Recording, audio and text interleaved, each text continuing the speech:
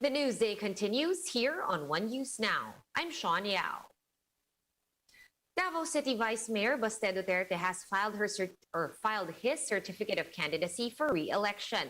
Let's get more details from Jem Avancenia, who is reporting to us live from Davao City. Jem, how did Baste Duterte's filing go? Sean, it was lunchtime when Davao City Vice Mayor Sebastian Duterte filed his certificate of candidacy as re-electionist.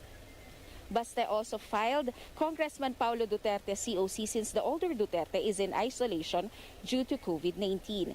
He says it will be up to the people of Davao if they will still want him to be their vice mayor. In an interview, the vice mayor was asked about his sister mayor Sara Duterte's move to file for re-election in Davao City. Baste expressed doubts if Inday Sara will change her mind and decide to run for president. He also mentioned that he's in favor of their father's decision to retire from politics, saying it's appropriate for him to go back home to Davao and rest. Sean, many were surprised with Davao City Mayor Sara Duterte's decision to seek for another term as mayor here in Davao City, but her supporters are still hoping that she will withdraw her COC and place her name in the presidential race before October 8. Sean? All right, thanks for that update. That was Jem Avancenia reporting to us live from Davao City. Stay safe, Jem. Manila Mayor Isko Moreno and Dr. Willie-Ong will be filing their certificates of candidacies tomorrow. This was confirmed by Moreno's camp last week. October 4 is also the feast day of St. Francis of Assisi, whom Isko was named after. Moreno and Ong formally launched their bid for the presidency and vice presidency on September 22. The two are set to run under the Aksyon Demokratiko Party. Aquino and Marcos filed their certificates of candidacies today, but they're probably not who you're expecting. Luz Lalaganda Aquino lodged her candidacy for senator, while Tiburcio Marcos filed his COC for president through a representative. Najar Jinggoy Sali was the first senatorial aspirant to file his certificate of candidacy today. Meanwhile, party lists Abono, One Utap, Manibela, Voice Philippines, and One Sekap are all officially joining the congressional race. Around 1.8 million doses of Pfizer's vaccine arrived in the country at dawn today. This new batch of COVID-19 shots was donated by the U.S. government through the COVAX facility. The country's total vaccine supplies now stand at some 77.4 million.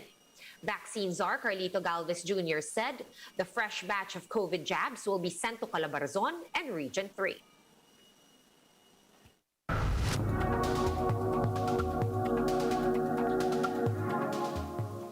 The Women's March is back in the United States. This time around, the focus is on abortion rights ahead of what could be a decisive Supreme Court session. Let's find out more from this Bloomberg Quick Take.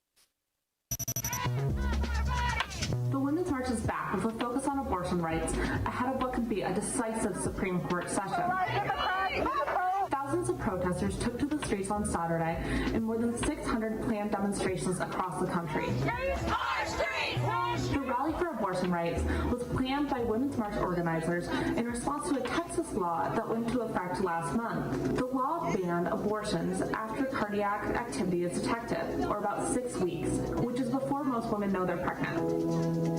The Supreme Court refused to block the Texas law by a one-vote margin, but agreed to hear a challenge to Roe v. Wade in December.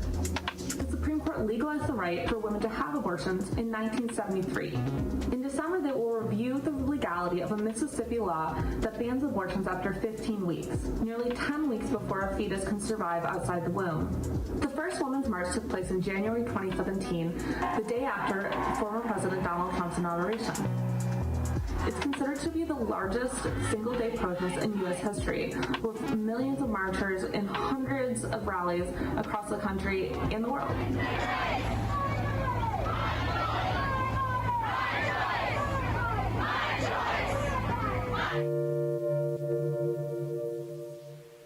Let's now take a quick look at today's other top stories.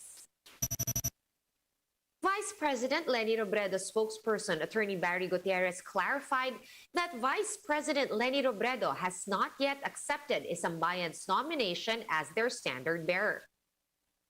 Gutierrez said it's still early for the Vice President to announce her election plans despite the ongoing COC filing. Maguindanao Governor Bay Maria Mangudadatu denies joining Moreno's Aksyon Demokratiko party. Governor Mangudadatu said she is still under the Nationalista Party and fully supports President Duterte and Senator Bongo.